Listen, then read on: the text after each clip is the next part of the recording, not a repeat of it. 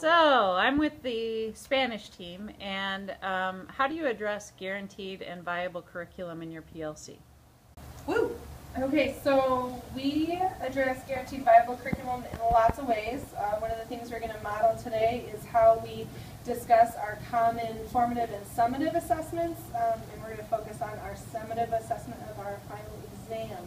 We're just going to take a few minutes to talk about how we analyzed our data and what we saw and maybe changes we need to make to our examinées.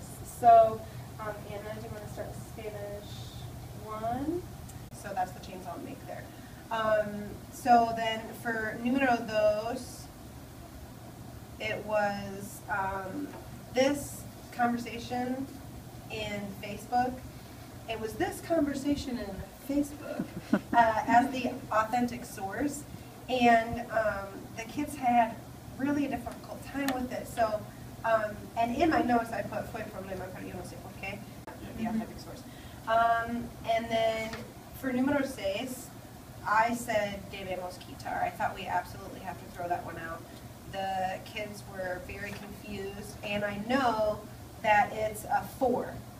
Yep, so that would it's be the same one. Yep, so, and that was at level 4 or below level 4? That for 4. Or was I using advanced? What do you mean by 4? So when we write our proficiency exams, we use authentic readings that we take from National Spanish Exam. And so the questions are already leveled. So at each level, so for my level 3, I have 10 questions that are at standard, and I have 5 questions that are above standard, and I have 5 questions that are working towards standard. So we can really look at where the kids are and really know which kids are above and below standard, working towards, which are at standard, and all of that stuff is taken from the authentic resources on National Spanish Exam, which have already been leveled for us. So sometimes questions might overlap in fall proficiency exam to a spring proficiency exam if we use another question in a level down the road, a different level down the road. And we won't, if we cut a question, we'll add a different question, we'll take a different authentic source and put a different question back in. I can talk about mine. Okay. I have 2 separate documents. The first, we'll talk about layer first.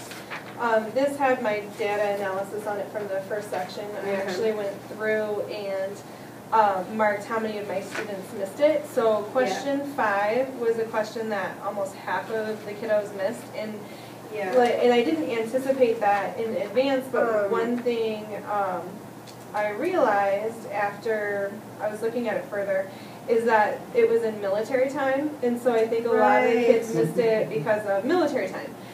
So that's either something we need to revise in the questions somehow, or we need to just make sure to review it when we're going over time at the beginning of the year, as our, back to beginning of the year review. So I don't know what you guys would prefer, but I mean, 2 of my really high kids even missed that question.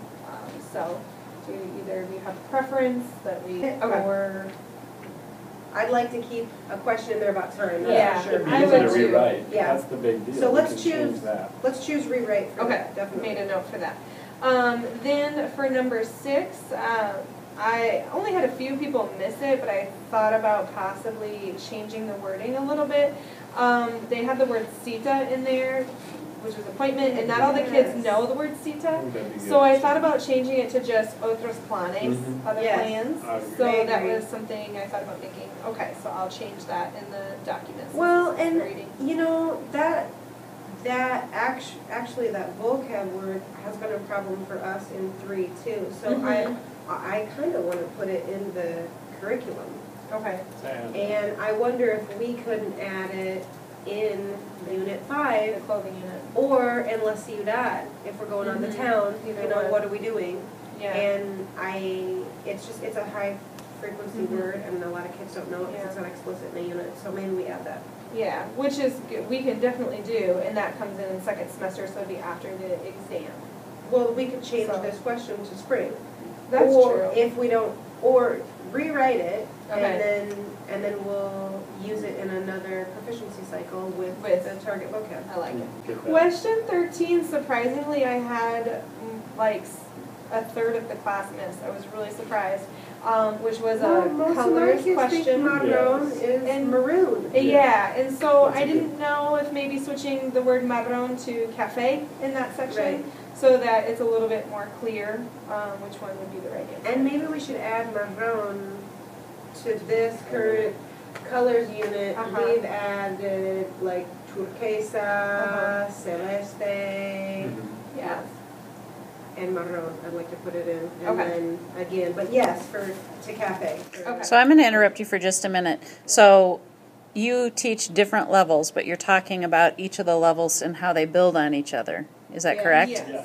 And Yeah. some of us teach the same courses, like Anna and I both have Spanish 2, and Anna and Colin both have Spanish 3, but we like to all be in the loop so that we all know what's going on with our students, so we're making sure they're prepared at the levels that they need to be, but also so if we would ever switch levels too, that we're prepared to be able to know Yeah. what's going on in each curriculum. So part of that guaranteed viable curriculum is being able to articulate what's happening at different levels Yeah. and making sure you're building those skills. Is that what I'm Yes. hearing? And we're all familiar with each other's unit, content, and proficiency exam, and all of the content that's in that too. So. Awesome. Thank you so much. Mhm.